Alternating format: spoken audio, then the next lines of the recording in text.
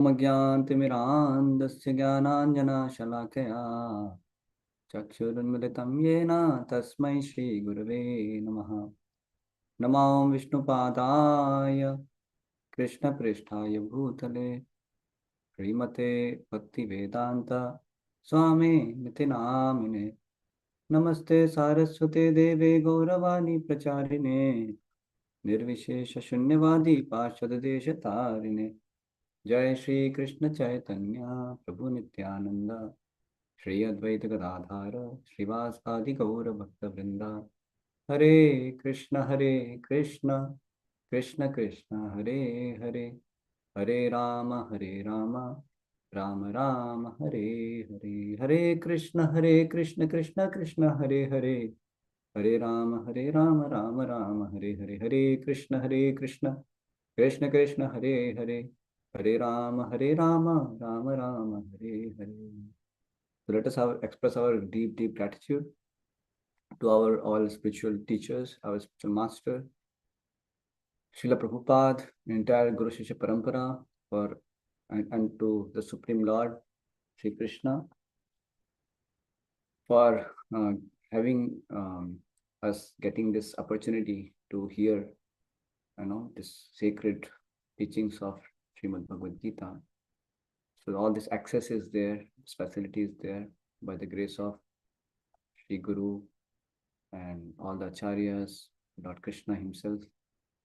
So with grateful heart, let's begin our today's session. It's such a powerful, auspicious, sacred, auspicious time, because we are now going to directly hear, the conversations, these divine conversations, which is happening on the battlefield of Kurukshetra. So hearing the direct words of Lord Krishna is so amazing. Can you imagine the words which were spoken by Lord Krishna? We are directly going to hear them, and we are also going to hear the wonderful purport commentary by Srila Prabhupada, who is a pure devotee of Lord Krishna. So we are such blessed, living entities, because there are few living entities who have got this, human form of life, and in that also there are very few who have some kind of civilized life. And that also there are very few who can get some kind of life where they have some, worship of Krishna or Vishnu or something like that. And that also there are very few who are connected to a bona fide parampara. And in that also there are very few who take advantage of these teachings. Sometimes we may be connected somewhat, but we may not be much doing reading. We may be just coming to temple and somewhat connected, but seriously, actually hearing the message, very rare. So we are very fortunate, and we should be very grateful, and we should try to see it as the most important activity what we're going to do now. So let us completely absorb ourselves in next 2 hours. Let us not be distracted. What your mind might be, having some chatter, tell the mind, sorry, for next 2 hours I'm going to with Krishna. I'm going to enter in these dialogues, this conversation, like how people get into movie. Just forget everything. People have that experience of complete absorption. They get into the conversations of actor, actress, villain. So this is our real hero, and the real, transcendental conversations. Our real hero is Krishna, Arjuna. So let us be fully absorbed, not get distracted. Be attentive. Give our full heart. Let us not do any multitasking. Something here and there. Let us be fully there, because that we will get fully blessed. Because this moment again, when will come, we don't know.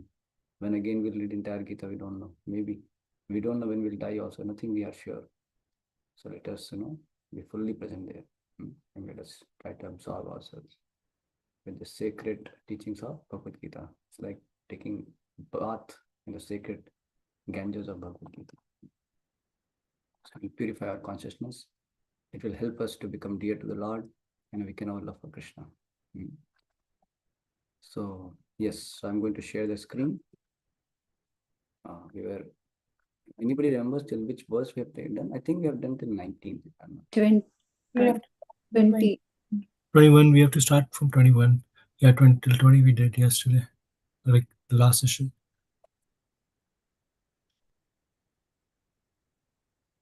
19 we have done. We did till 20, Prabhuji. We need to start with 21. Yeah, we till 20. That's true. Yes, you can see, right? Yes. Yeah.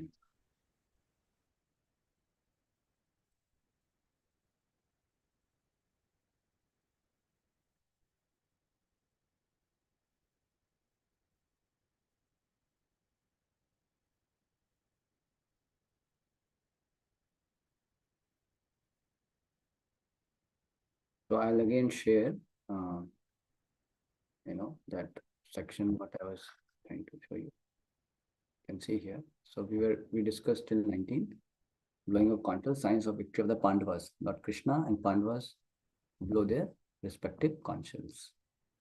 And then we will see Arjuna observes the armies. This 2025 and 26 to 27 is seeing different kinds of relatives. Arjuna becomes overwhelmed with compassion. And then 28 to 46, Arjuna reasons not to fight.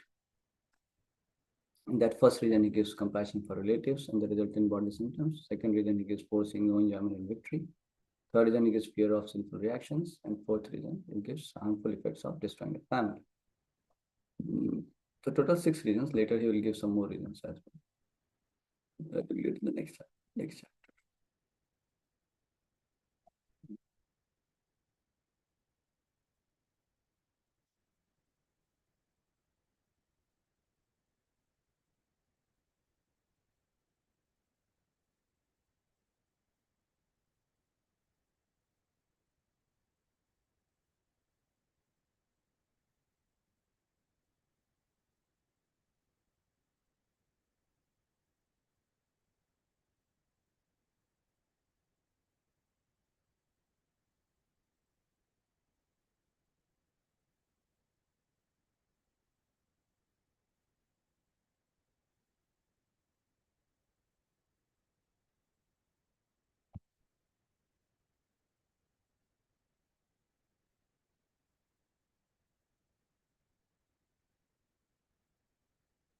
Um,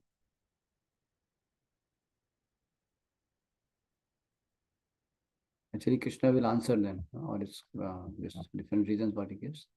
The next chapter.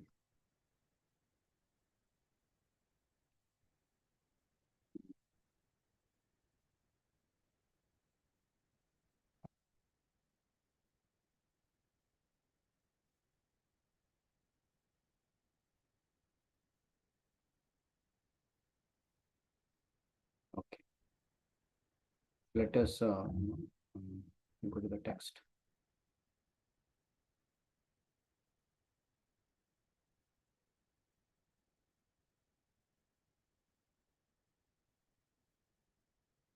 Arjuna uvacha senayorvyoर्मध्ये रथं स्थापयमेच्युता यावदेनानिहृच्छेऽहं योधकूमानवस्थितान्.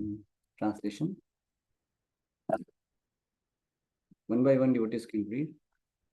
O infallible one, please draw my chariot between the two armies so that I may see those. One second. Uh, so that I may see those present here who desire to fight and with whom I must contend in this great trial of arms.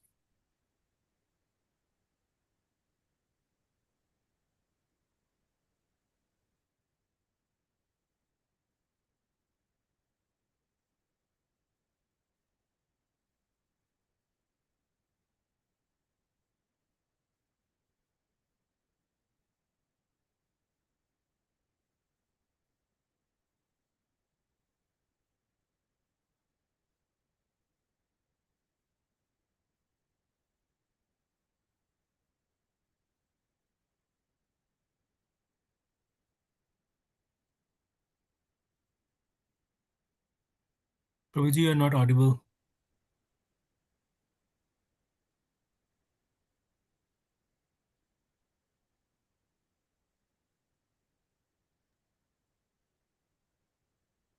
Prabhu, I guess you have to connect to headset in the audio.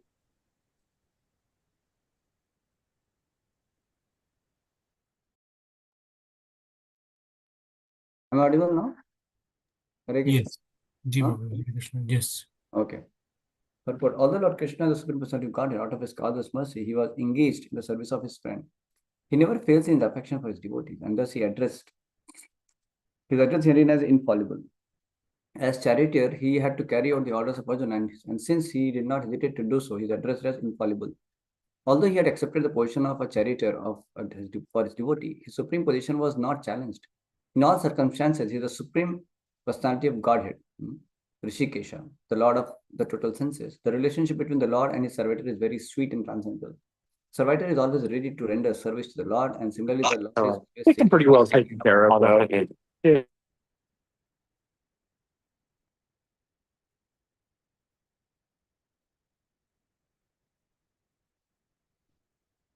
They say the servitor is always ready to render service to the Lord, and similarly, the Lord is always seeking an opportunity to render some service to the devotee. He takes greater pleasure in his pure devotees, assuming the advantageous position of ordering him, than he does in being the giver of orders. Since he is master, everyone is under his orders, and no one is above him to order him. But when he finds that a pure devotee is ordering him, he obtains transcendental pleasure, although he is the infallible master in all circumstances.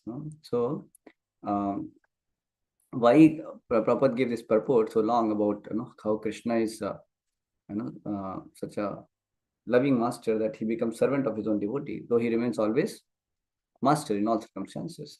So Krishna is the Prabhupada explaining that Achyuta, Achyuta. Pratham Thapanam Me Achyuta. So Achyuta means infallible one.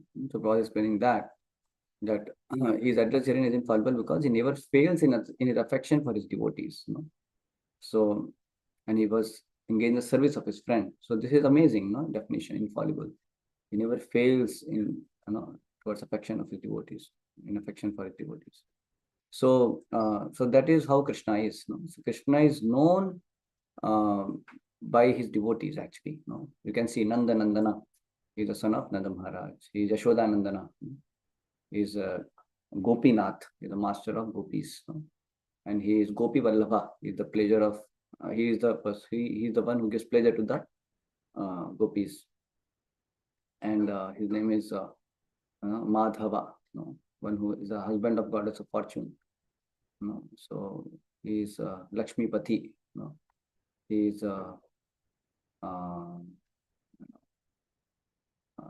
he is Govinda. He is the one who gives pleasure to the cows. He is Gopala. So you can see Krishna's name. So there are so many names of Krishna which is with his devotees, like that you can see. So, so actually Krishna is known for serving his devotees, being subordinate to his devotees' love. Because Krishna has nothing but to please his devotees, to serve his devotees, to charm his devotees, to reciprocate with the love of his devotees. This is how Krishna is. So though Krishna becomes subordinate to the love of his devotees, but Krishna is always the master. Krishna always in Tattva, he always remains the supreme. And the devotees are always his part and parcel servants. But in rasa, in exchange of mellow, Krishna becomes subordinate to the devotees also.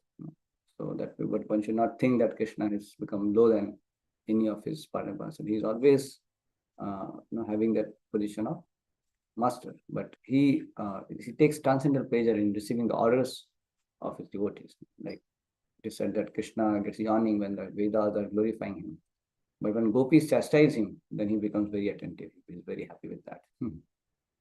So he likes to be chastised by his devotees, controlled by his devotees, conquered by his devotees, ordered by devotees. Nand Maharaj ordering him, bring my chappal. Krishna is very happy to do that.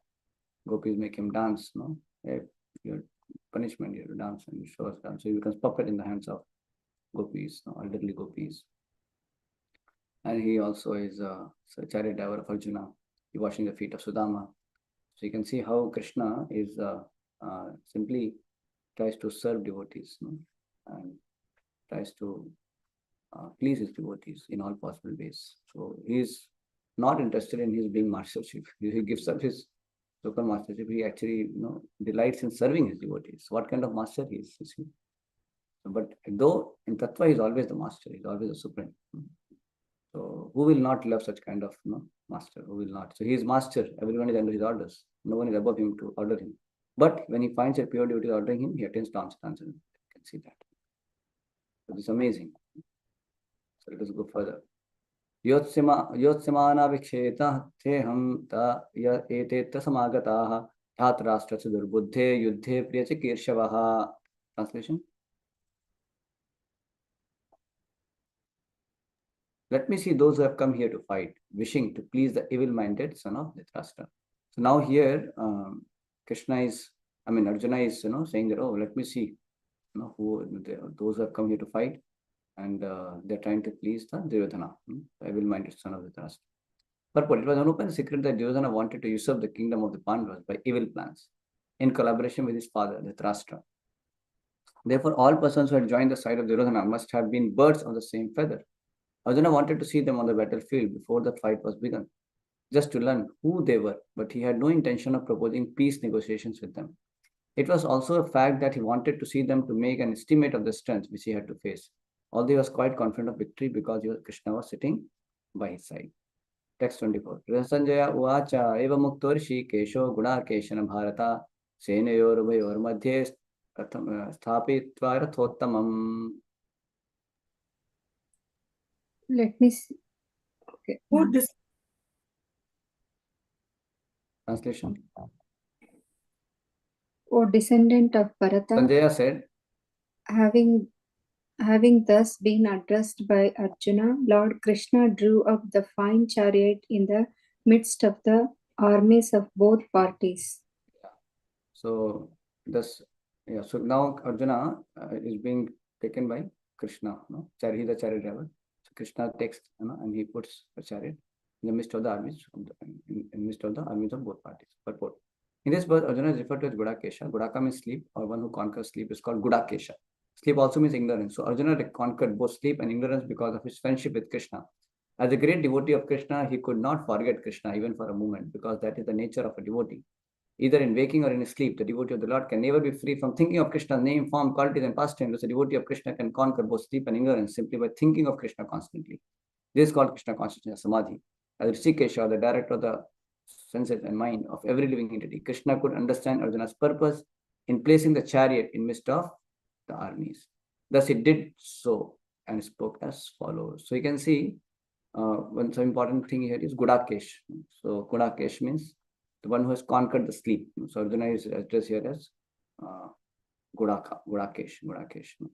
So sleep and ignorance is actually is actually, the sleep is actually because of mode of ignorance, and the person who actually is Krishna conscious devotee cannot have ignorance in him. So that's how he naturally conquers ignorance. And the pure devotee, because he is so enlightened, so advanced in Krishna consciousness, that he cannot remain without thinking of Krishna. So even though he might be sleeping, but his sleeping also is not like our sleeping. In sleeping state also, he will have the thinking of Krishna's name, form, qualities, and pastimes. So I think I was hearing once Radhana Swami Maharaj, one devotee was sharing his servant was sharing that how Maharaj was very, traveling, very tired and sick, kind of. So then Maharaj took some long rest and he got up and he was very happy. He was happy to sleep. Then why is happy? Maharaj said, no, there are a lot of wonderful, nice dreams about Krishna. So anyway, he was telling in a personal way to some devotee. They may not want to tell so much about themselves, but yeah, we can see that how Madhven Puri, when he would sleep, he would get some drowsiness, then Krishna would come in his dream and give him some instructions. So, so like that, we can see that for a devotee who becomes so advanced that he cannot be without thinking of Krishna. So even when he's awake, he still think of Krishna. Sleep also is thinking of Krishna. So he that's called Gunakesha. So for us, at least while waking, we should be thinking of Krishna. That much that we should try our best. That much we can try. So we have to do a lot of homework on our Krishna consciousness.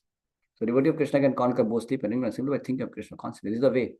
We constantly think of Krishna. It's called Krishna consciousness samadhi. Rishikesha, the director of the senses and mind of every living entity. Krishna could understand Arjuna's purpose in placing the chariot in the midst of the armies. Yeah. So thus Krishna could understand Arjuna's purpose in placing the chariot in the midst of the armies. So he did so and spoke as follows. Yeah. So he wanted to see Krishna. Arjuna wanted to see, and Krishna just took it. He understood. Also, another interesting thing is here. Actually, now you see Krishna has put him in midst of the armies, and Arjuna will become little indecisive because of seeing all his, great grandfather and his guru and his relatives and everyone. So one thing also that Krishna, so this was a weakness of Arjuna actually. So they were all, so that situation was like a weakness of Arjuna. So Krishna also sometimes will bring us to certain situations of life may come to us, certain people may come to us that will expose our weakness. I mean, that situation, that circumstances, people, that will be actually a test for us many times. So Krishna exactly knows our weakness. So that similar kind of situation will come. And if we are neglectful, if you are not sincere, so then we will not grow in that situation. The Arjuna was sincere, so he took shelter of Krishna and he grew, could overcome. Same way, when we also find some kind of situations or difficulties or troubles, so certain situations are brought to us because we have certain weakness. That's why we get troubled there. We get disturbed, we get troubled, we get bewildered. So all that is because of our weakness. And Krishna brings forth certain situations that exposes us our frailties, our weakness, like that. So we should not become disheartened. Rather, we should understand that, oh, it's an opportunity for me to take deeper shelter of Krishna now, like that. So one should take shelter of the Lord. And and actually, if everything what you are good at, that only happens, then you never know what is your weakness, right? So Krishna allows us to understand our weakness by different situations. And like some like everybody treats you well, no? Then you are good to others. Then you are humble always. Everybody is saying Prabhuji, Mataji, very humble. But somebody who comes does not respect you, then you see how much you become disturbed. Some younger devotee did not disturb you. Some friend, he's behaving a different way. He's insulting or something like that. So then it's very disturbing to us. That's a real test of our humility. Are we still thinking good about them? Are still we are well-wisher of them? So mind tends to feel them, no, they are my enemies, like that mind thinks. So that's how Krishna will bring forth certain situations, people, certain behavior of his people may do with us. It's all Krishna arranges because Krishna wants to expose us of our humility, our weaknesses and where we have to grow. And that's how we get opportunity to grow in our life. So otherwise we expect everything to be perfect. So that won't happen. Everything will not be perfect. So Krishna is the best teacher. So he will set our question paper. So here Krishna also is taking him amidst the armies where Arjuna will be put to test. But he'll see, Drona and Bhishma and all of them. So that's how it is. So we should be ready in our Krishna consciousness, by Krishna will actually, put different tests to us. So we should know the solution is to take shelter of devotees and Krishna, take shelter of Gita and Bhagavatam. So this is a solution. So all the solutions are there. There is one chapter also in Bhagavatam. Bhagavatam is the answer for all questions. He says, so it's a solution for everything like that. So Gita and Bhagavatam take shelter, devotee shelter, Krishna shelter, holy name shelter. So we should know our shelter and grow by having those tests. Sincerely attempt those tests, accept it, and grow like that. Text 25. Bhishma Drona Pramukhatah Sarvesham cha Mahikshitaam Vacha Partha Pashyeta Samaveta Anupurinti. Translation: in the presence of Bhishma, Drona, and all other chieftains of the world, the Lord said, just behold, Partha, all the Kurus assembled here. See, Lord is showing, behold all the Kurus. So in the presence of Bhishma, Drona, and all, so he brought him exactly that place where he could witness all of them. And Arjuna was really shaken. Purport: as a super soul of all divinity, Lord Krishna could understand what was going on in the mind of Arjuna. The use of Rishikesh and connection indicates that he knew everything. And the Partha, meaning the son of Pritha or Kunti, is also similarly significant in reference to Arjuna. As a friend, he wanted to inform Arjuna that because Arjuna was the son of Pritha, the sister of his own father Vasudeva, he had agreed to be the charioteer of Arjuna. Now, what did Krishna mean when he told Arjuna to behold the Kurus? Did Arjuna want to stop there and not fight? Krishna never expected such things from the son of his aunt Pritha. son of his aunt Pratha. The mind of Arjuna was just predicted by the Lord in friendly joking. So he knew the mind of Arjuna. He knew that Arjuna will be put to that test. Tatra pashyati sthatan partha pitran atha pitamahan acharyan matulan pratran putran pautran sakhim tatha swasuran sridasaiva senayor ubayorapi. Translation: that Arjuna could see within the midst of the armies of both parties, his fathers, grandfathers, teachers, maternal uncles, brothers, sons, grandsons, friends, and also his father-in-laws and well-wishers, purport. On the battlefield, Arjuna could see all kinds of relatives. He could see persons like Bhurishrava, who were his father's contemporaries, grandfathers Bhishma and Somadatta, and teachers like Dronacharya and Kripacharya, maternal uncles like Salya and Shakuni, brothers like Duryodhana, sons like Lakshmana, friends like Ashwathama, well-wishers like Katravarma. He could see also the armies which contain many of his friends. So all these people Krishna brought. Krishna, he was able to see them very clearly. And that's how he will get them. Because all these people are very, they are relatives, and many of them are very, affectionate towards them also. And he was also having affection for them. So he was kind of now able to. So this one kind of test for Arjuna, because he has to fight again. Same as sometimes in our life, there will be some devotees, some people, some relatives, who sometimes our mind doesn't want to even should see their face also, because something has hurt. Some words of theirs has hurt us. Some way they have behaved, which is very troubling to us. We are not able to forgive them. So sometimes we think, hey, this fellow goes away from my life. That is so nice. So actually, it won't be like that. No, it is. So this is not the way we should be dealing with that. Because we have to first accept Krishna's arrangement. Krishna has arranged them around means they are the people who are actually going to help me in my deliverance from this cycle of birth and death. They are the people who are going to help me to work on myself and grow in my spiritual life. If they would have not been there, they would not become, then we would have remained superficial in our Krishna consciousness. So they're helping me to go deeper. Then only we learn the true lessons of humility, forgiveness, tolerance. Otherwise, these things will remain theory for us. So that's why we have to accept Krishna's way of working in the laboratory of our life. Krishna will put the right kind of people. Sometimes we may think them as a curse, but they will be blessings actually. And these people will teach us the best of our lessons. Best of our growth can happen through them sometimes. So we should be very much welcoming Krishna's test for us like that. So here also, though we all understand, we are sometimes very not so ready and everything, but that's why we have to hear, read, and associate with devotees to understand this point, so that we are ready for the test. We are not running away. Seeing the test paper, I don't want this. You curse the teacher, curse the examination board. That is not required.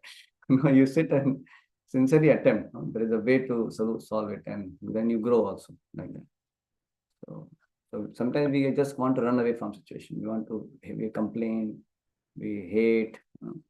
So then we are actually, when we do that, then we have lost the chance, because then you have not attempted the paper. Then again you have to again write the test.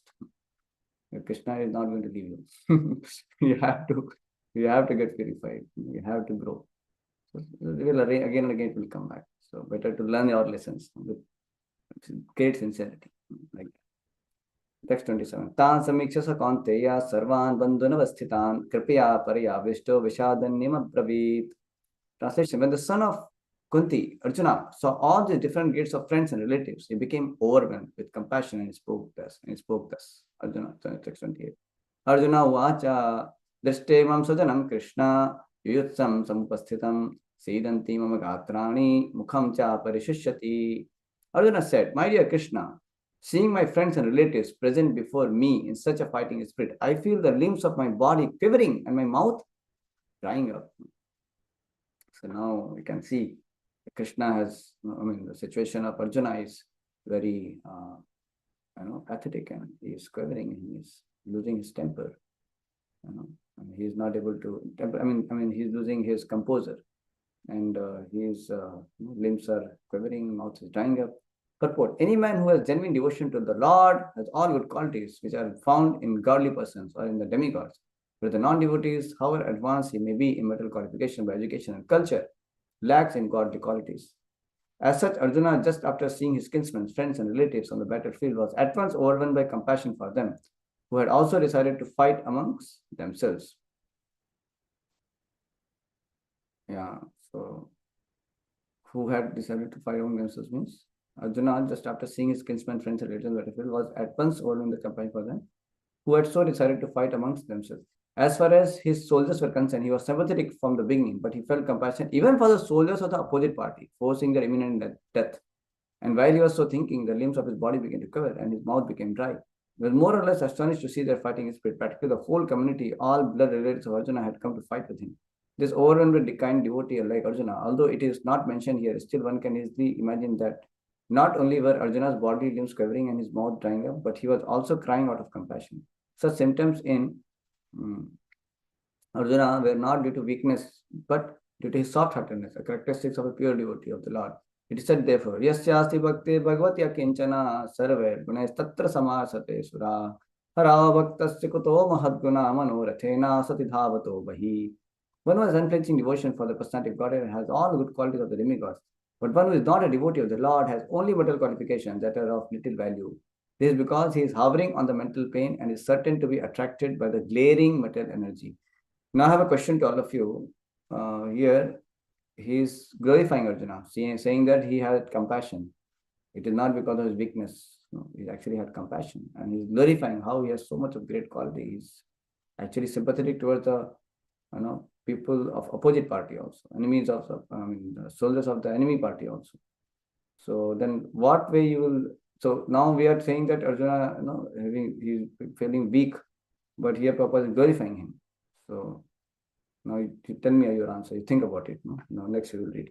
Text 29. Veputhuscha sarire me romaharshascha jayate gandivam sansate hasta taktachaiva paridaharyate.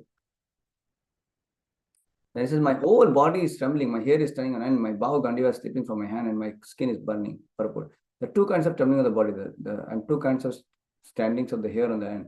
Such phenomena occur either in great spiritual ecstasy or out of great fear under material conditions. There is no fear in transcendental realization. Arjuna's symptoms in this situation are out of material fear. So Arjuna's symptoms in this situation are out of material fear, namely loss of life. This is evident from other symptoms also. He became so impatient that his famous bow gandiva was slipping from his hands. And because his heart was burning within him, he was feeling a burning sensation of the skin. And all this due to material conception of life. Now tell me, here Arjuna is was writing all this due to material conception of life and saying that it's evident from his other symptoms that he became so impatient, and he's saying that out of material fear, many loss of life, symptoms out of material fear and loss of life. So now tell me, first, this before purport, Prabhupada is saying that he's pure devotee of Krishna and no weakness of heart, he's out of compassion. Now he's telling that material conception of life. So what way to reconcile? Anybody like to share?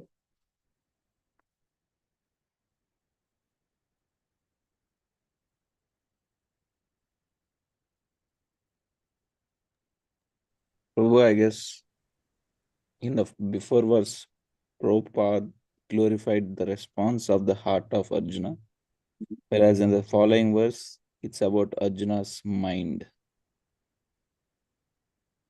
Anybody First- else? Okay. Anyone else? Okay. His heart and mind. Okay. Yes, anybody else?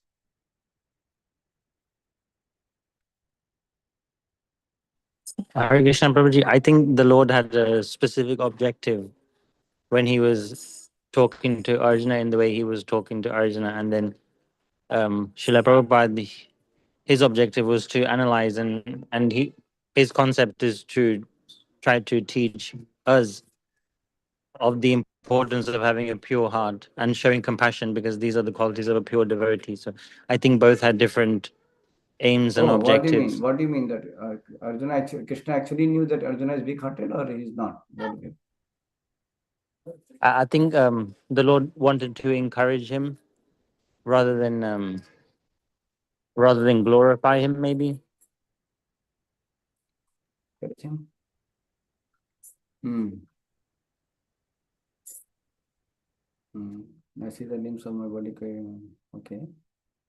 So, but he's telling to Krishna, no, all these troubles. So, Krishna is hearing. So, Lord is not right now encouraging. But what do you say? In the first verse, Prabhuji, I think when Srila Prabhupada is glorifying is because of the nature of Arjuna, how as a devotee he is even humble to his opponents. In the second verse, I think it's the Krishna is trying to remind him the Kshatriya dharma that he needs to fight.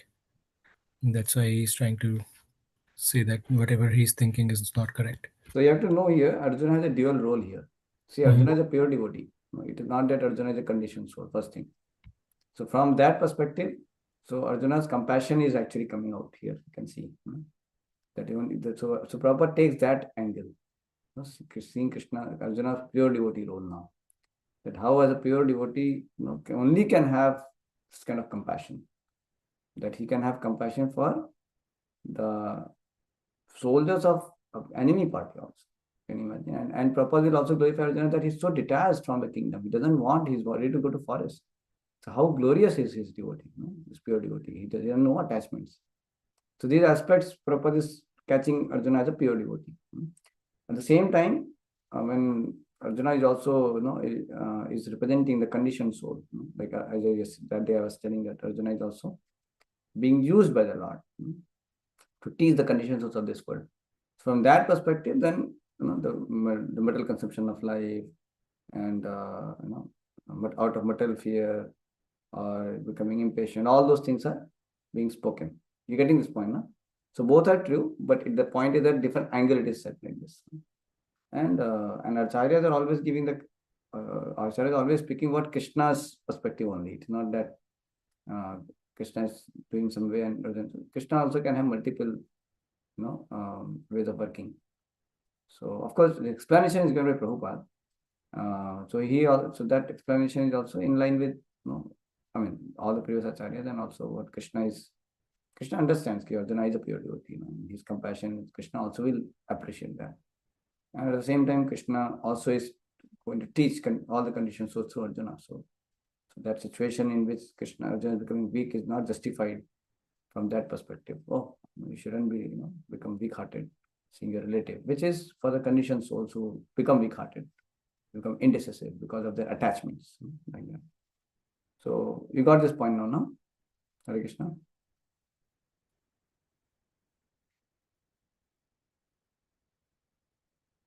Hare Krishna, Hare Krishna. Prabhu, could you repeat the second part? Like why Arjuna is fearful? Yeah, so Arjuna is playing a role of, he's becoming an instrument in the hand of the Lord. So he's a pure devotee, but he's becoming an instrument in the hand of the Lord, and he's representing conditioned souls. That how conditioned soul can become so fearful because of material attachment, or body conception of life, like that. So, but Arjuna is actually a pure devotee. And so both are correct. So Krishna is, the Prabhupada is glorifying Arjuna of that how such kind of qualities only pure devotee can exhibit. No attachment for kingdom, and having compassion for the people who are of enemy side also. So it's only pure devotee can do. So that pure devotee side of Arjuna is highlighted. And then when it comes to, and from the angle of conditioned soul, that how conditions are attached and they get fear and then they are trembling and all that. So body attachments, body constitution of life. So that angle is also valid angle because Arjuna is actually used as an instrument to teach all the conditioned souls of this world. So he is also playing the role of a conditioned soul by the will of the Lord. By the will of the Lord, he's put into that kind of role and situation where Arjuna is facing this kind of situation. Clear, no? And Yes, also for uh, second one, I guess when we are acting within the conditioned way, we work for fruitative results. So maybe he meant that one. Like first one is like you don't expect what will happen at the end. You just do your work with uh, according to dharma and putting everything on purpose to do for Krishna sake, dharma sake. No, but here Krishna, Arjuna is not thinking of Krishna's sake, I have to and all. He's not thinking like that. He is showing simple quality of compassion, basically. He is feeling compassion for his own relatives, which is condemned actually by Krishna. Gradually, such kind of compassion, which is unauthorized compassion. It's a false compassion. Unauthorized. Unauthorized means when Krishna wants him to fight, then that compassion is not proper. So compassion should be in line with God, like a compassion of a elder sister for a son, for a brother who is having fever. So brother is give me pakoda, pakoda, pakoda, and then this elder sister gives, thinking that this fellow is very hungry and he wants pakoda only. I give it, but he has fever. The mother will come. Mother will slap the elder sister. Why did you feed that? No. I was very compassionate, like that. Compassion cannot be whimsical also. So overall, Arjuna is playing a role of a conditioned soul, and Krishna is going to chastise him gradually, eventually.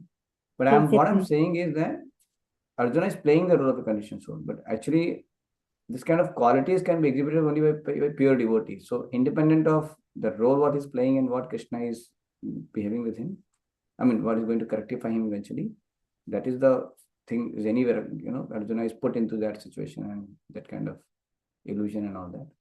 But what I'm saying is, even then also, the quality is what is being shown, that from pure devotee angle, Prabhupada is catching that, and then he is glorifying also.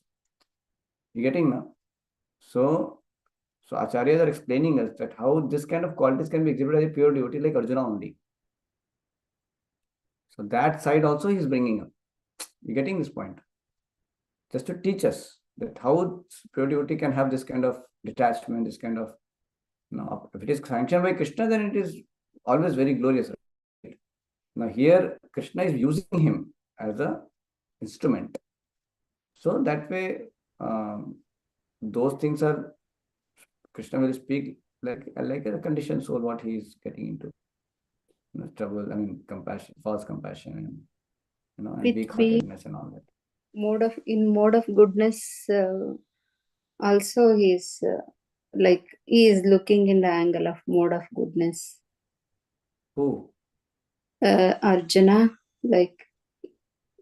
he wants to be he's being compassionate to others. Yeah, correct. That is true. But see, even in mode of goodness also, it is not easy for people in goodness also who can feel compassion for their enemies. It's not that easy, no. Try to think about it. Is it easy? You are in very goodness also, no, but still to be compassionate on people who are going to kill you. No, it is not easy.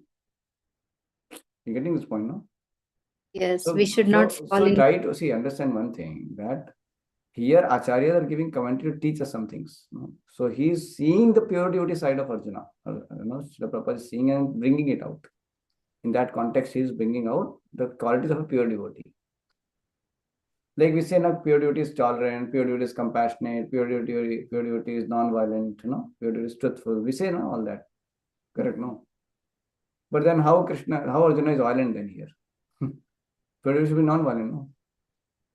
So all qualities, all virtues should be for the pleasure of Krishna. That point is also there, correct now? But we can glorify those virtues for sure, because the virtues are actually there. With somebody, it's not easy. So all these virtues, which Arjuna is showing, qualities Arjuna is showing, is because of his being a pure devotee, because of being such great Vaishnava, he can have that kind of compassion. So that angle Prabhupada is throwing light on. But yes, here Arjuna, overall, if you see, he is actually, is into wrong track, because he is becoming an instrument in the hand of the Lord to represent a conditioned soul. So Arjuna is on wrong track that way. So he is a false compassion from that angle. I don't know whether you are able to get it. It is actually to see from different angles, and it is possible, no? We can see it from two different aspects.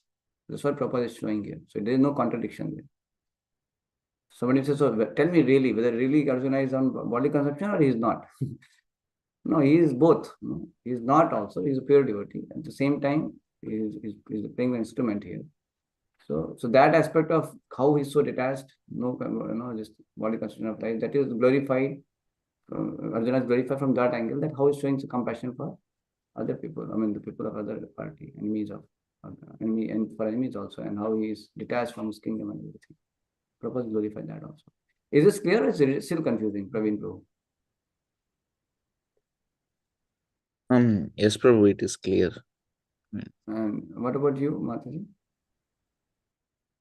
Yes, Prabhu. It's like Arjuna is getting deviated instead of working for Dharma, he is deviated towards sympathetic and. Yeah, correct. Yeah.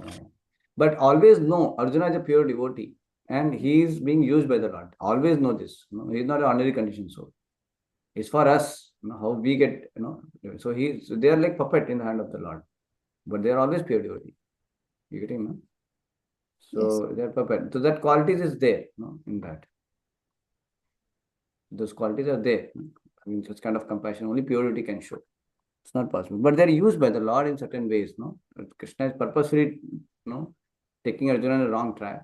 I mean, by the will of the Krishna, it is happening. It is not that Arjuna he is responsible for it. Arjuna is being used by the Lord. But that quality is what Arjuna is showing. Prabhupada is glorifying that because seeing a pure duty angle. Is that clear? Because purity can carry this kind of compassion. Yeah, sometimes we are even though our relatives are friends, even though they are wrong, we are we just say because they are our relatives, so it's okay. We can be with them like that. Even if they're wrong, also we can be seeking side with them like that. Yes. Compassion, false compassion. Anyway, let's go ahead further. We spend a lot of time on this. This is done, no? Yeah. Text 30. Yata shaknope vastatum brahmati iva chame manaha nimittani cha pashyami vibritani keshava. Translation: I am now unable to stand here any longer. I am forgetting myself and my mind is reeling. I see only causes of misfortune. O Krishna, killer of the Kesha demon, purport. Due to his impatience, Arjuna was unable to stay on the battlefield and he was forgetting himself on account of his weakness of his mind. Excessive attachment for material things put a man in such bewildering condition. Now here Arjuna is against, Prabhupada is giving the lessons, in the role of a conditioned soul, like how Arjuna is getting distracted. So Arjuna was unable to stay, forgetting on himself on the account of his weakness of mind. Now here is saying weakness of mind, and here he said it is not the weakness of heart. This was were not due to weakness, but due to soft-heartedness, characters of pure due to the Lord. See, and here it may look like contradictory, but it's not. It's not, because from different angle it is spoken. Different things are highlighted. So, yeah. So due to his impatience, Arjuna was unable to stand better friends. He was forgetting himself on account of his weakness of his mind. Excessive attachment for material things put a man in such a bewildering condition of existence. Bhayam jatiya abhiniveshatasya. Such fearfulness and loss of mental equilibrium take place in persons who are too affected by material conditions. Arjuna envisioned only painful reverses in the battlefield. He would not be happy even by gaining victory over the foe. The words nimittani vipritani are significant. When a man sees only frustration in his expectation, he thinks, why am I here? Everyone is interested in himself and his own welfare. No one is interested in the Supreme Self. Arjuna is showing ignorance of his real self-interest by Krishna's will. See, this is another point which I was saying. Arjuna is showing ignorance of his real self-interest by Krishna's will. One's real self-interest lies in Vishnu or Krishna. The conditioned soul forgets this and therefore suffers material pains. Arjuna thought that his victory in the battle would only be a cause of lamentation for him.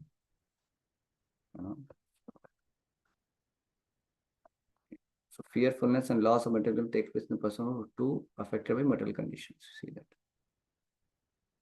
So bhayam jatiya. So fear comes because of material absorption, material attachment.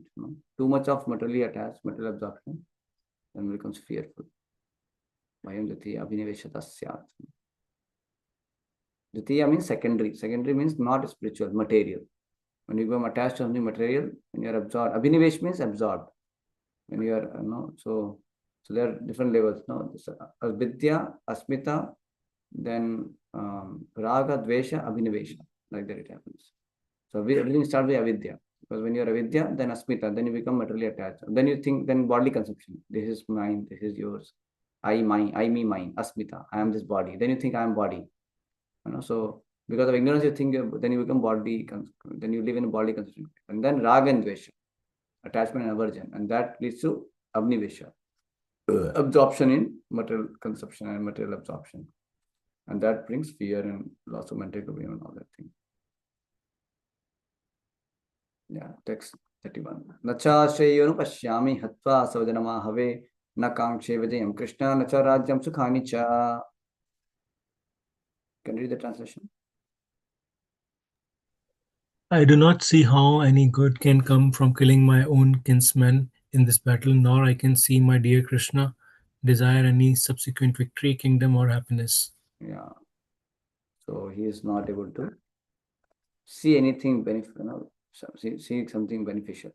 So the first reason, 28th to 30th, is compassion, which is already covered. Compassion for relatives and the resultant bodily symptoms. That is till 30th we discussed. So compassion for relatives and resultant bodily symptoms. You can see how because of he is not wanting to fight because he was very compassionate for his relatives. He was feeling compassion. So that's the first reason Arjuna gives. And then he says, because he says, my skin burning without compassion and yeah.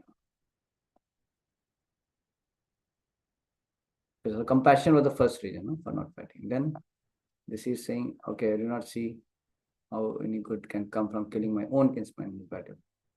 Nor can I, my dear Krishna, desire any subsequent victory. Without knowing that oneself interested in Vishnu or Krishna, conditioned souls are attracted by body relationships, hoping to be happy in such situations. In such a blind conception of life, they forget even the causes of material happiness.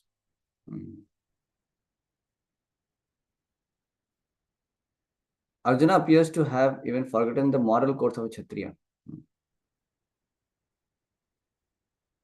It is said that two kinds of men, namely the Kshatriya who dies on the battlefront and the person in the renounced order of life, who is absolutely devoted to spiritual culture, are eligible to enter into the sun globe, which is so powerful and dazzling. Arjuna is reluctant even to kill his enemies, let alone his relatives.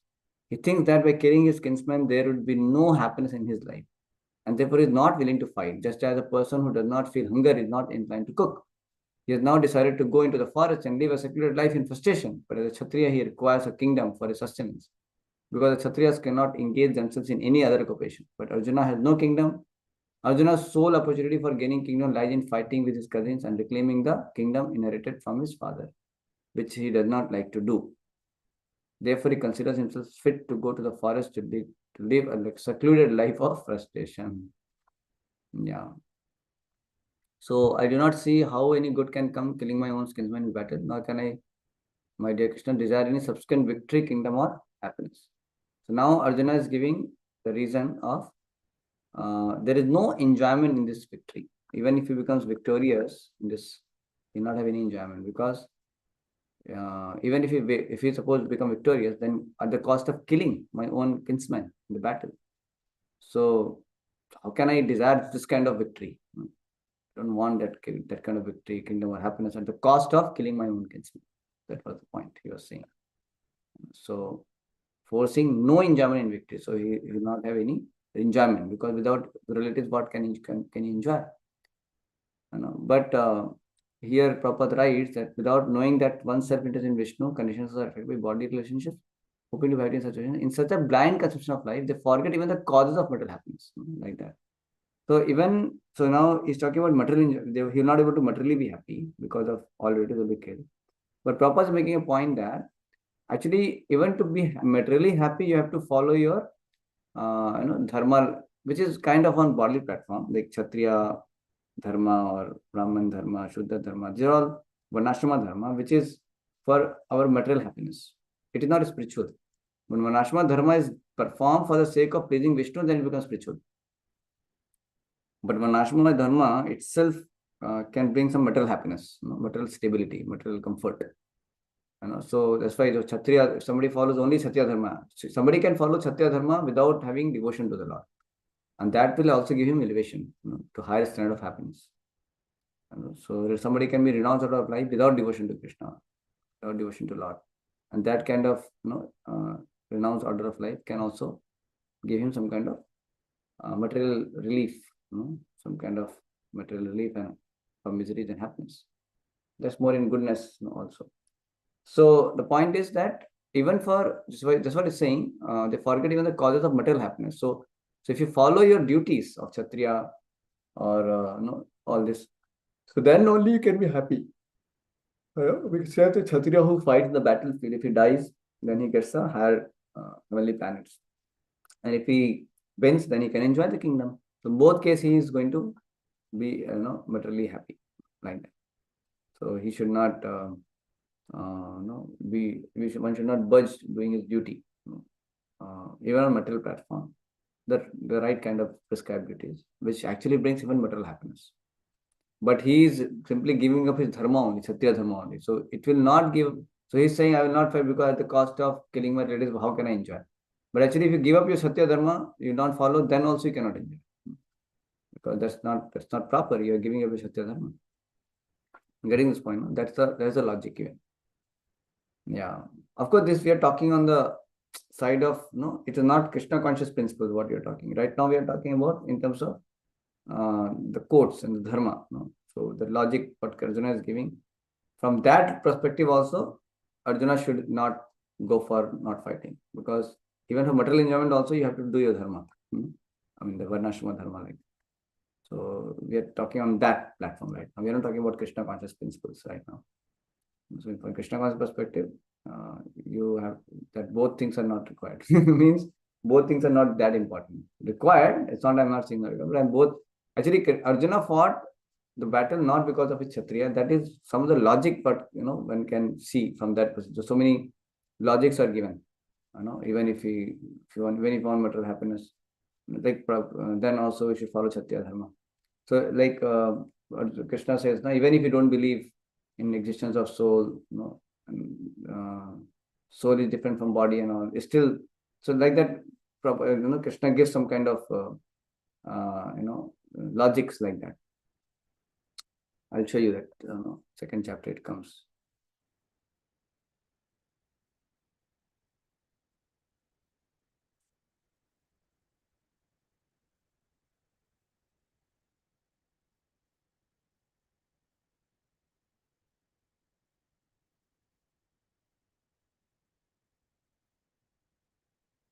See, if however you think that the soul is always born and dies forever, you still have no reason to lament. You think that the soul is always born and dies forever. That means it's like a soul and body not different. I mean, soul also takes birth and dies forever. You still have no reason to lament. So who do not believe in the separate existence of the soul beyond the body. That means soul, body, no difference. Your body only. So he gives that reason, and then he says, then also you don't have to lament. So it's not a Krishna conscious principle, but in that ground also one should not, Arjuna should not lament like the same. Srila Prabhupada is trying to explain our situation with respect to Krishna, Arjuna in the battlefield. Means how? What we are saying? In what context you are saying, Mataji? Could you elaborate a little bit? In these shlokas, he's trying to give how conditioned soul behaves. Yeah, correct. Yeah, of course. But you understood, na? We are trying to, we can see that how different reasons are given, logics are given for Arjuna to not, what Arjuna, so on that logic only, if he's talking about material enjoyment, say, even for material enjoyment also you have to follow your Satya Dharma. So that means you should not go for giving up the fight. That is what Prabhupada is writing. I think it's clear now. Sure, na Prabhu? Haribol, Virat Prabhu and others. Oh, Virat Prabhu left. Prashant Prabhu? Yes, Prabhuji. So the last slok translation was not from like one point. That was from second chapter. Yeah, that was second chapter. Okay. Yeah, that was I was confused. Yeah, thank you. But I'm just showing the, that how sometimes, we may not be talking on the Krishna conscious platform, I mean Krishna conscious principle, but the layer also sometimes we may establish the same thing. Like for example, I'll tell you, we say sometimes, Array, even if you want to, even for materially also you want to be happy, better to practice Krishna consciousness. Why? Array, you get nice food, nice prasadam, devotees are good to you, and then also you have healthy lifestyle, so you have disciplined lifestyle, you have more focus, so we may compare like that. We can say, Array, at least for that reason also you should take Krishna consciousness only. Understood, no? So it is not a very good, it's not the all in all reason. It's not Krishna conscious principle reason. But even for person looking for material happiness also, Array, better you fool, you see, better Krishna conscious devotees actually more has, material stability also and good life also. So somebody can even compare like that also. You're getting this point, right? Hare Krishna? Does That's it true, make Prabhu. does it make sense? Yes, Prabhuji. Yeah, but of course, I mean, it's not that all the devotees will have all, sometimes devotees may also have some kind of, challenges and all. But yeah, relatively, of course, devotee has that way. Krishna gives much more, I mean, devotee in general lives more material life also good in that sense. But it's not, but whatever is required for his purification, Krishna will anyway, help the devotee to get purified. So that way, there will be difficulties also. Like Pandavas had, of course, Pandavas were not for purification, Pandavas for glorification. But some devotees may undergo some difficulties also. Some health challenges, some economic crisis may also happen. But so that's why that's not the ultimate principle. But yes, speaking frankly, yes, Krishna is devotee actually has better material life also. You get this point? Hare Krishna. Yes, Prabhuji. Praveen Prabhu? Yes, Prabhu. Got it. Okay, so let us move further. So I'll go next further. Kim no rajena govinda, kim bhogarji vetenava, yosham arthe kanchitam, no rajyam bhoga sukhani cha. Your sister has come, Prabhu? She is also attending? No, Prabhu. They are in something. They went outside, they came and they are cooking and Oh, okay. No problem. Because if your sister comes and your brother-in-law also may come, and then your whole family can become Krishna conscious. Anyway. तम त एमेव स्थिता युद्धे प्राणशक्तोधनानि च आचार्य पितरः पुत्रा तथैव च पितामहः मातुला शुशुरा पौत्रा शाला सम्मिलिता स्थिता एतान् हन्तुमिच्छामि दत्तोऽपि मधुसूदन अपि राज्यस्य हेतो हि किं नु महि कृते निहत्य धातराष्ट्रना का प्रीति स Janardan. Translation, O Govinda, of what avail to us are a kingdom, happiness, or even life itself, and all those for whom we may desire them are now arrayed on this battlefield. O Madhusudana, when teachers, fathers, sons, grandfathers, maternal uncles, fathers-in-law, grandsons, and brothers-in-law, and other relatives are ready to give up their lives and properties and are standing before me, why should I wish to kill them? Even though they might otherwise kill me, O maintainer of all divinities, I am not prepared to fight with them, even in exchange for the three worlds, let alone this earth. What pleasure will derive from killing the sons of Rashtra? Can you see how strongly Arjuna is putting the argument? So, forcing no enjoyment in victory. That's the point. So, purport, Arjuna has addressed Lord Krishna as Govinda because Krishna is the object of all pleasures for cows and the senses.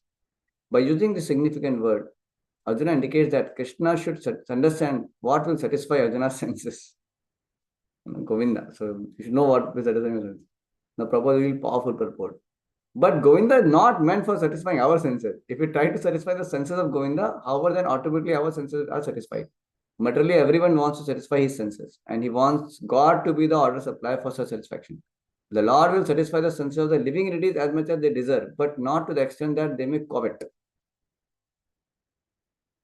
But when one takes the opposite way, namely when one tries to satisfy the senses of Govinda without desiring to satisfy one's own senses, then by the grace of Govinda, all desires of the living entities are satisfied. Arjuna's deep affection for community and family members exhibited here partly due to his natural compassion for them. He is therefore not prepared to fight. Everyone wants to show his opulence to friends and relatives, but Arjuna fears that all his relatives and friends will be killed. on the battlefield, and he will be unable to share his opulence and victory after victory. This is a typical calculation of material life. The transcendental life, however, is different. Since a devotee wants to satisfy the desires of the Lord, he can, Lord willing, accept all kinds of opulence for the service of the Lord. And if the Lord is not willing, he should not accept a farthing.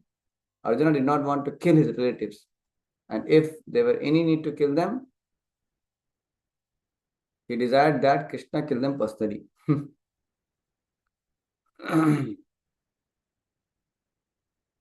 At this point, he did not know that Arjuna had already killed them before their coming into battlefield, and that he was only to become an instrument for Krishna. This fact is disclosed in following chapters.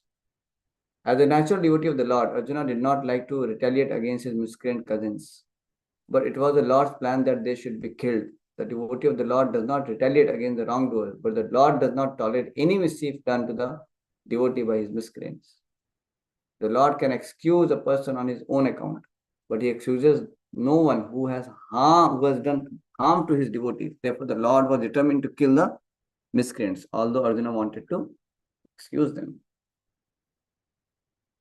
The Lord can excuse a person on his own account, but he excuses no one who has done harm to his devotee. Therefore, the Lord was determined to kill the miscreants, although Arjuna wanted to excuse them.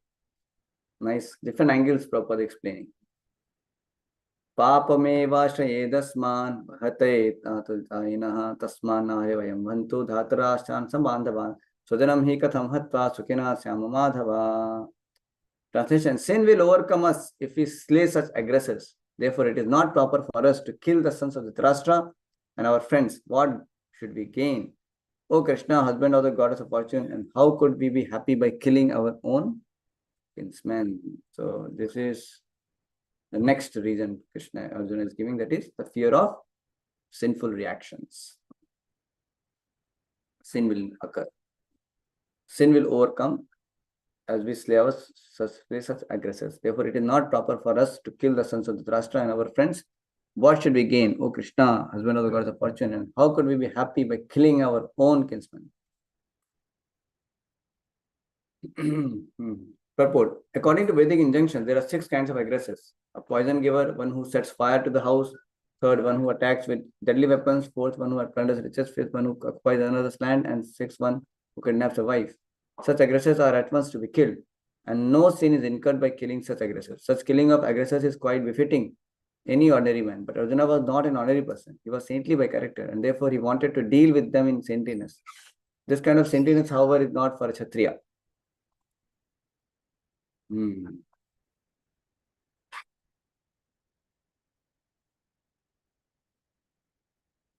Although a responsible man in the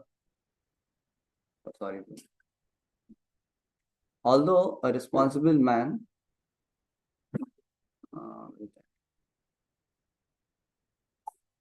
in the administrators of a state is required to be saintly, he should not be cowardly.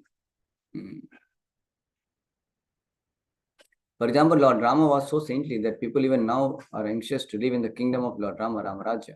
But Lord Rama never showed any cowardice. Ravana was an aggressor against Rama because Ravana kidnaps Rama's wife, Sita. But Lord Rama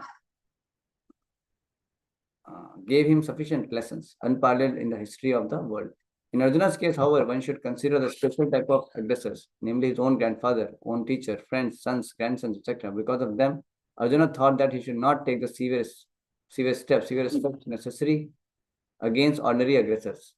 Besides that, saintly persons are advised to forgive. Such injunctions for saintly persons are more important than any political emergency.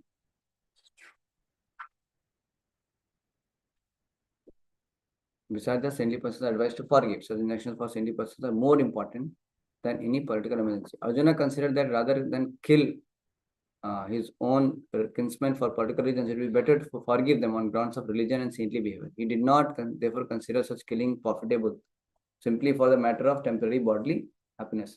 After all, kingdoms and the pleasures derived therefrom are not permanent. So why should he risk his life and eternal salvation by killing his own kinsmen? Arjuna's addressing of Krishna as Madhava, or the husband of goddess of fortune, is also significant in this connection. He wanted to point out to Krishna that as husband of the goddess of fortune, he should not induce Arjuna to take up a matter which would ultimately bring about misfortune. Krishna, however, never brings misfortune to anyone, to say nothing of his devotees. You can say so many, reasons we can give, so many arguments, reasons we can give, but Krishna consciousness principles are very clear, very simple. What is that? Follow the will of the Lord, follow the desire of the Guru and Krishna.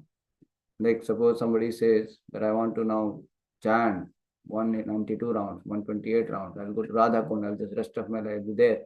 One may say like that. So is this Krishna consciousness? No, because you may be having good desire like that. Understanding holy name is everything, Radha Kund the highest place, chanting Satatam Kirtayanto Mam, all things you are following, you're thinking like that. But if Guru wants you to be, in city, in America, and wherever, and wants you to preach, then that's your duty. And that is being Krishna conscious. So Krishna consciousness means not having our own agendas, whatever agendas, no selfishness, no acting on our own terms, but acting on the terms of Guru and Krishna. That is Krishna consciousness. So that's why it is very subtle. Now here, Arjuna is giving some other reasons. Sin will occur and so many things. So they are all good points, But and also sometimes Prabhupada and Krishna will defeat them at that level only. But from Krishna conscious perspective, it becomes very simple. But that whatever pleases Guru and Krishna, one should be ready to do that. So that is the highest principle. What Krishna will teach Arjuna at the end of the 18th chapter, towards the 18th chapter. In the 18th chapter, he says, Sarv Dharman Parityajya Mam Ekam Sharanam. Okay, whatever dharma you are thinking about, this, that, so many things, Satya Dharma. And I also have taught you, telling of, if you think as a Kshatriya, you should fight, so many things.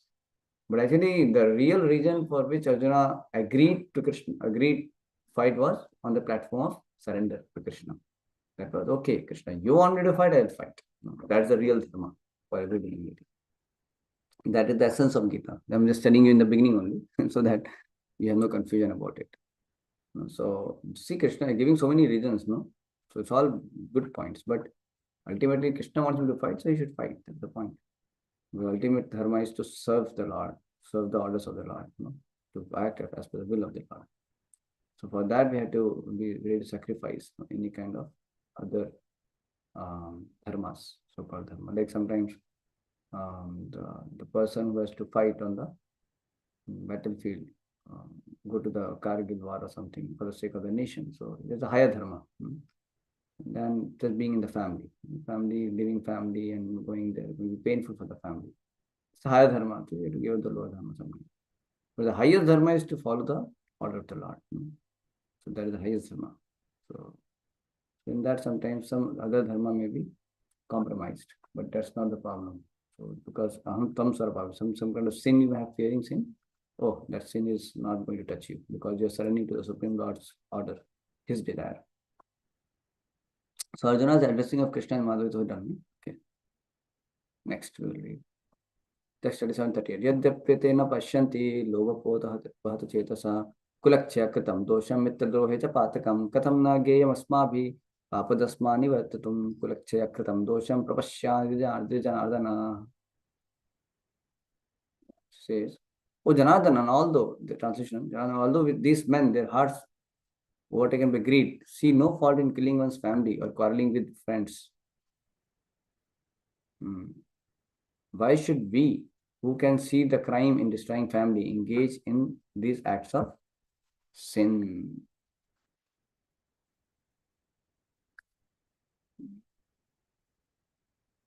Purport: a Kshatriya is not supposed to refuse to battle or gamble when he is so invited by some rival party. Under such an obligation, Arjuna could not refuse to fight because he had been challenged by the party of Duryodhana.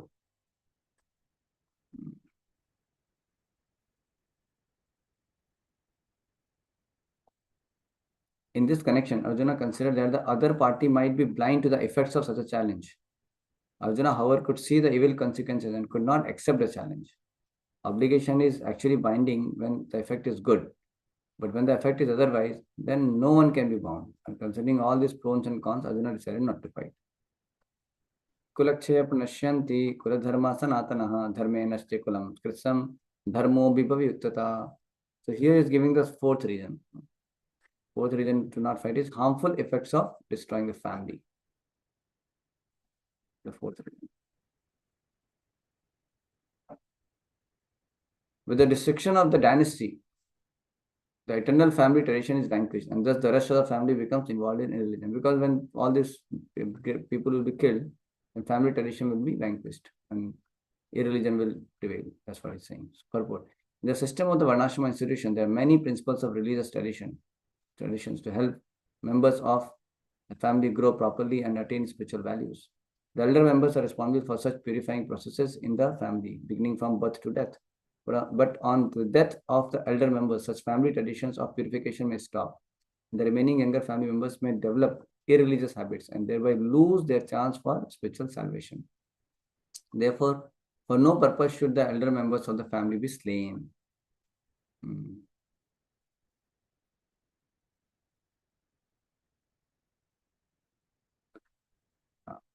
So the elder members are responsible for such purifying process. So, but when they are not there, the substantiation of purification may stop. So, the remaining younger family members may develop irreligious habits. So, all that may be a problem.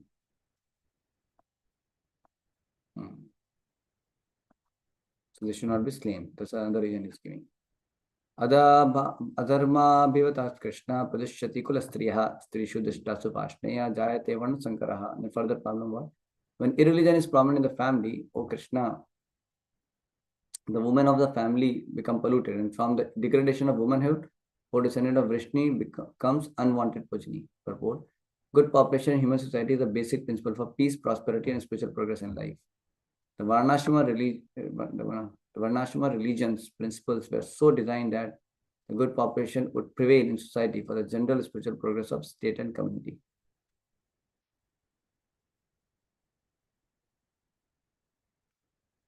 The good population in society is the basic principle of peace, prosperity, and spiritual progress in life. The Varnashrama religion's principles were so designed that the good population would prevail in society for the general spiritual progress of state and community. The Varnashrama religious. Such population depends on the chastity and faithfulness of its womanhood. As children are very prone to be misled, women are similarly very prone to degradation. Therefore, both children and women require protection by the elder members of the family. By being engaged in various religious practices, women will not be misled to adultery. According to Chanak Pandit, women are generally not very intelligent and therefore not trustworthy. So, the different family traditions of religious activities should always engage them, and thus their chastity and devotion will give birth to good population.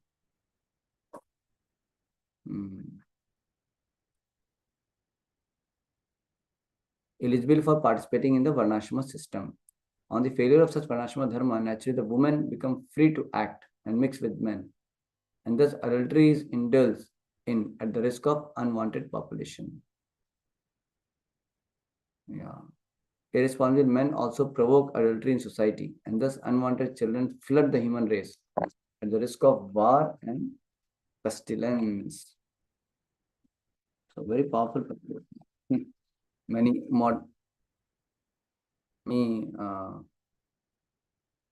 modern people may sometimes not have this proper understanding.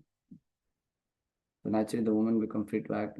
Failure of Varnashrama dharma, that problem happens. Free act, and then adultery is indulged in at risk of unwanted population. Irresponsible men also provoke adultery in society. And thus unwanted children flood the human race at the risk of war and pestilence. You can see that. So Varna Shankara means when the children are not born properly, in the sense that they are not born on the religious ground, religious way. So that's a problem. So the illicit affairs and all that, so very deadly. And also there is a Garbhadan Sanskar also that they should be following proper. Then getting the child is the child will have the right kind of soul will come in that family then. So that's how it is. So good population is important. So for that, women should be protected. Basically, there's a point. So women should be protected. When the women are protected and they are spiritually engaged, and then they are chaste, they are devoted, so then they can bring good population. So that's why womanhood is so important for any society. So you can see the current society, the women are not protected many times. They're not respected, not protected. So that's why there are so much upheaval also in the society. Because when the women are not protected, not satisfied, not respected, then children will not be proper also. And then the so much of chaos in the society. Any questions on this point? Any questions are there? This purport is very powerful. Some important principles sometimes people don't know about it. Any questions?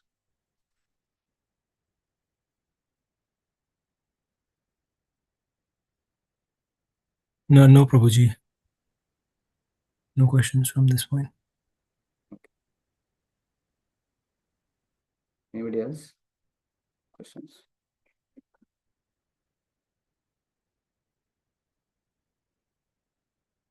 No? So women and children both need protection. Because women, they say that they can be misled. Children also can be misled. That's why that's why women are rational. That's why women should always be under the protection of the man. When the daughter, father, as a when they grow up, then husband should be there, and then when they become old, then grown-up son should be protecting. So, yeah, so they will be innocent and gullible sometimes. They can be misled. So they can be cheated. So it does not mean when we say when Prabhupada says that is not they're not doesn't mean they're like dull and fool or something like that. They may have emotional intelligence more. That's why you can see how the woman can keep the family happy by understanding different natures and care properly everything. So they're emotionally more emotional intelligence is stronger like that. So when he's talking about less intelligent, it's mainly talking about women not being so rational sometimes, and then can be misled and cheated, like that, can be influenced, cheated by some, yeah. So that's why it's very important that women should be protected, children should be protected. Children also can be misled like that. That's why it is said. So then, and there's a very important point that in the home also, I mean, the husband should take it, the family should be taken care in a way that the women are engaged in religious duties, very, very important. So religious activity will engage them. That's why. So nowadays, if you see, there are no religious duties, no God, no puja room. You can see, some of the very chaste ladies, they will have puja room, they will do a lot of worship. Even now also they are there like that ladies, So then they will have, very sound and pure and, sacred life. So that's why it is very important, in home that to have that kind of religious engagements. I remember, sometimes my father would bring 2, 3 sadhus at home. Some sadhus at home 3 days continuously. So much, cooking and everything, many things has to be done. So much engagement will be there. It's very good, like that.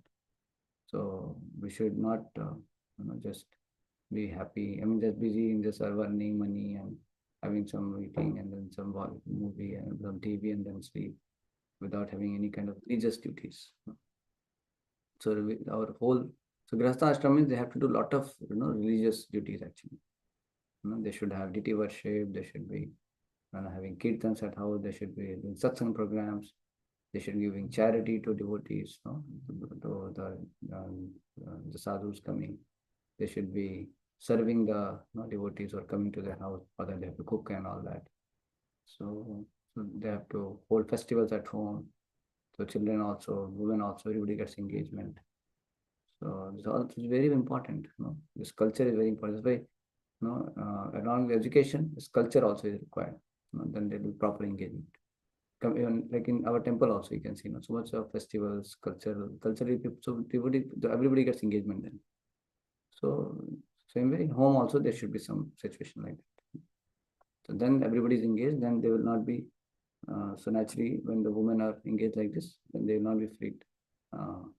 That kind of proper varnashram system is there, And then they're not, but nowadays there's so much of free mixing and no proper training, no religious duties. Then we can see that how the women become polluted. They're free to act and mix with men, and that's not very good. Adultery is indulging at the risk of unwanted population. not a very ideal situation actually. Yeah. So yeah, so Korean society is quite challenging in that sense. You know? So actually, free mixing was not the standard of a Vedic civilization. It was always protective. So sometimes it is seen as a primitiveness, but it is not primitiveness. It is actually a very thoughtfully designed structure, and women were much deeply respected actually. So you think about it, no? When women in Vedic time were more protected and more respected compared to current, no? Now we can see that the modern day women are actually exploited, many times. You can see in the advertisement industry and all that, they're being used actually, many times. The movies and all, they are used just to make money. So very bad. So is it a respect? Because they're being used like that, exploited that way. Not good. Yeah, sometimes it's really odd, but sometimes company also, they purposefully keep, the team, some man and woman and all that together, so that they will have some, they will work more because they will feel, the men will be also be more interested to be there in the company more time. So they sometimes strategically do a lot of things, no? So they try to use this way. So it's not good. So all these problems are there because there is no proper education and there is no proper culture. So education and culture both are very important. And education and culture will come when we have the clear goal. The goal is to awaken all love for Krishna and go back to Godhead. Then we'll. So that's why the education also bring the goal also. And then we have to follow the culture which is conducive. So then Varnashma Dharma should be there, where women are protected and respected. So all that. Any questions on this?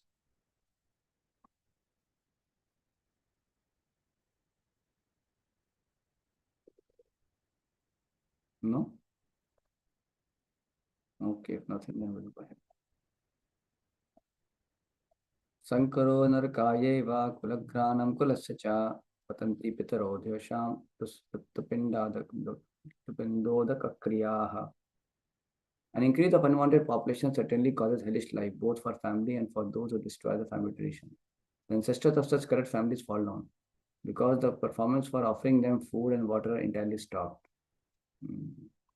So unwanted population comes, then they will not do any kind of family tradition.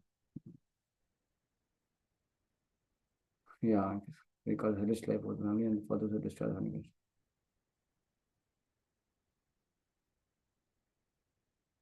The ancestors of correct families fall down because the performance of offering for food. Yeah. So there will not be any pindadan and all that. So that's why. Purport. According to the rules and regulations of fruitive activity, there is a need to offer periodic food, that's called pindadan or shraddha. Periodic food and water to the forefathers of the family. This offering is performed by worship of Vishnu. In Gaya they do. So you are able to hear, no? Hare Krishna. Yes, Prabhuji. You're audible. Sometimes the forefathers may be suffering from various kinds of sinful reactions, and sometimes some of them cannot even acquire a gross material body. They are forced to remain in subtle bodies as ghosts. Thus, when remnants of prasadam food are offered to forefathers by descendants, the forefathers are released from ghostly or other kinds of miserable life.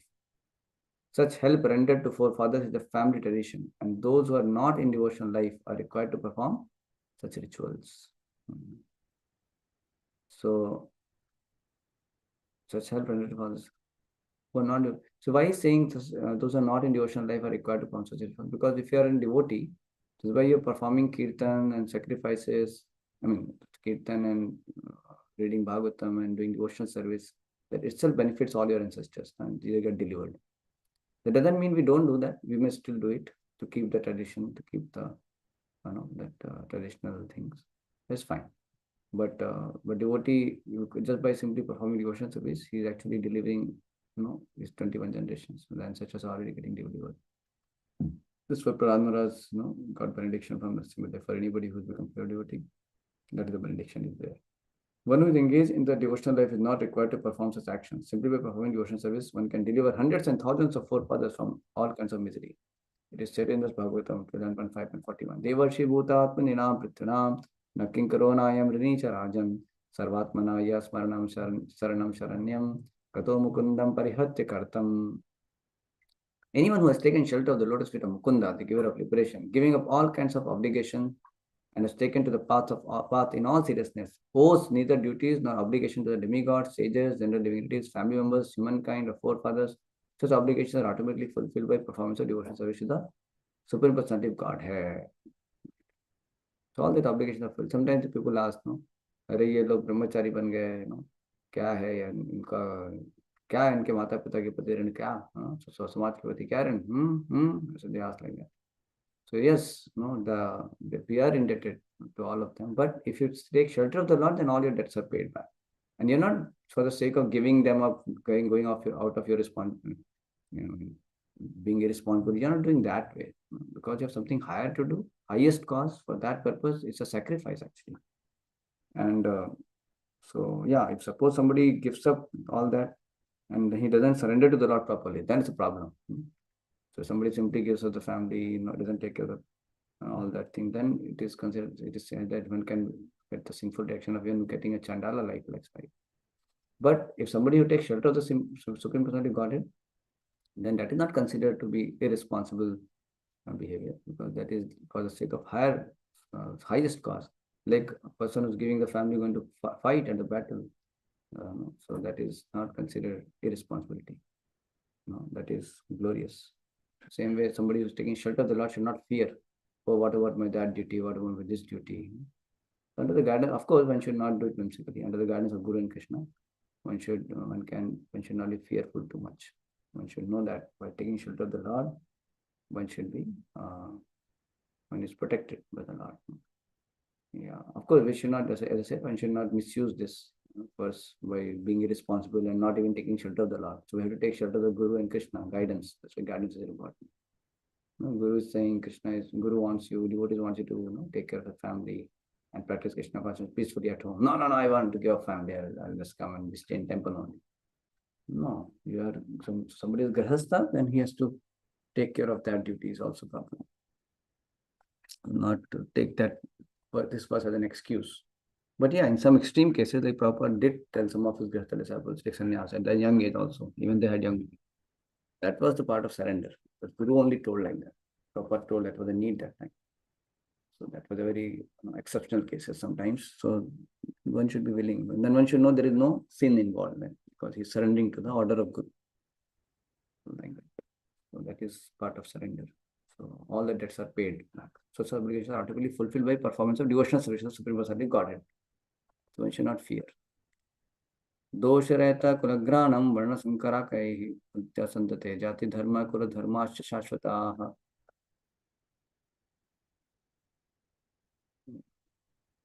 And he says, by the evil deeds of those who destroy the family tradition, thus give rise to unwanted children, all kinds of community projects and family welfare activities are devastated. Purport: community projects for the 4 orders of human society combined with family welfare activities as they are set forth by the institution of Sanatana Dharma or Varnashma Dharma are designed to enable the human being to attain his ultimate salvation. Therefore, the breaking of the Sanatana Dharma tradition by irresponsible leaders of society brings about chaos in that society.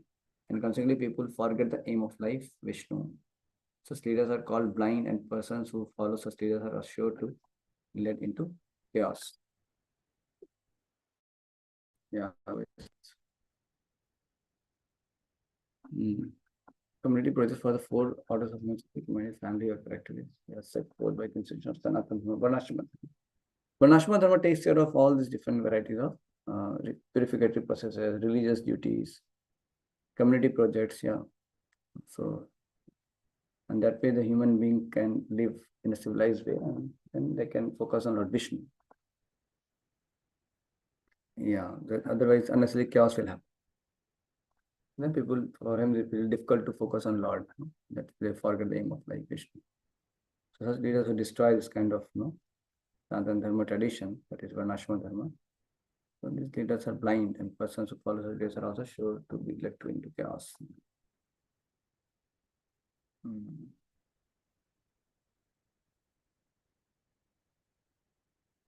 Text 43. Utsana kula dharmanam manushyanam janatana narke niyatam vaso bhavatyethyanu shushama. O Krishna, maintainer of the people, I have heard by disciplic succession that those whose family traditions are destroyed dwell always in hell.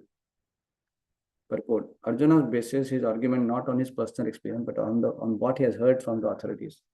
That is the way of receiving real knowledge. One cannot reach the real point of actual knowledge without being held by the right person who is already established in that knowledge.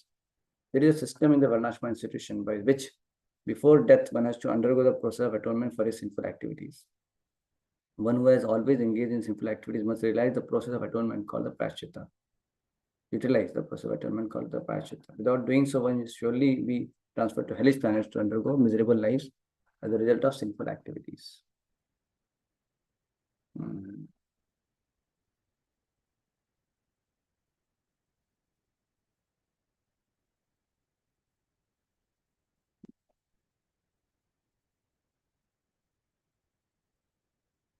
Text 44. Ahobat mahatpapam kartum vyavasita vayam yadraja sukhalobhena hantum sajanam.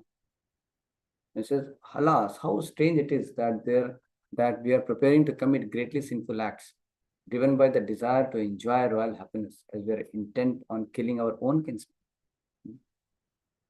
Arjuna is giving that reason again.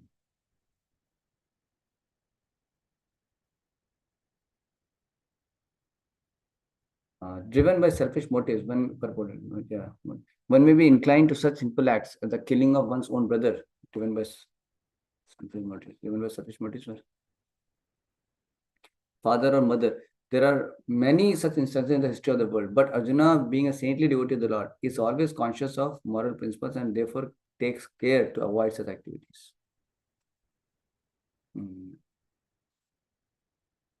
So on that ground, just for in kingdom and all, people sometimes kill their own. Like Aurangzeb, he kidnapped his own father only. So that is not proper, right?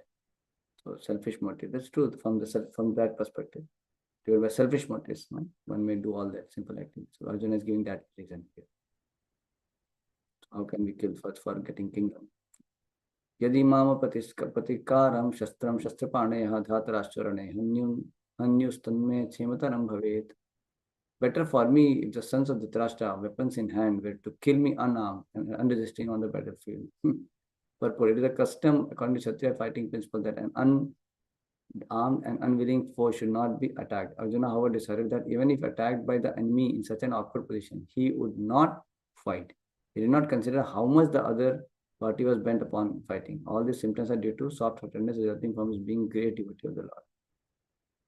Text 46. Sanjay Uvacha Eva Muktarjuna Sankhye Thopastha Pavishata Visrajya Shashalam Chapam Lokasam Vignam Anamsaha. Sanjay said, Arjuna, having thus spoken on the battlefield, cast aside his bow and arrows and sat down on the chariot, his mind overwhelmed with grief. Purport. While observing the situation of his enemy, Arjuna stood up on the chariot, but he was so afflicted with lamentation that he sat down again, setting aside his bow and arrows. Such a kind and soft-hearted person in the devotional service of the Lord is fit to receive self-knowledge.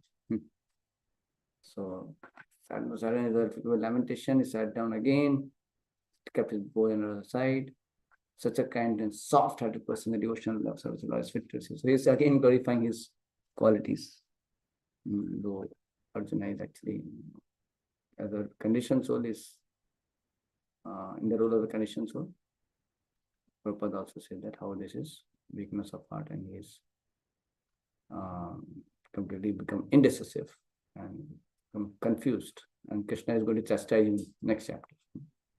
So chapter 2 will discuss later on. Monday we will meet. Not Monday, tomorrow also we can meet. Right? Tomorrow what time we can do? Hare Krishna. Yeah, Hare Krishna Prabhuji. We can do same time if you're available. Tomorrow.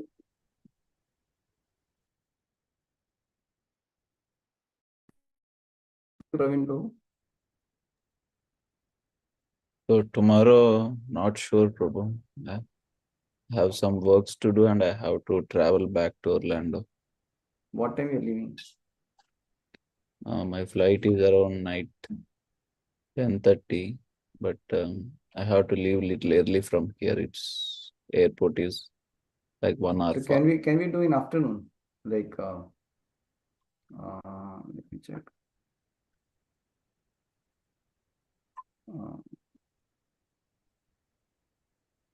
Yeah, can we do like 1 to 3, something like that? Sure.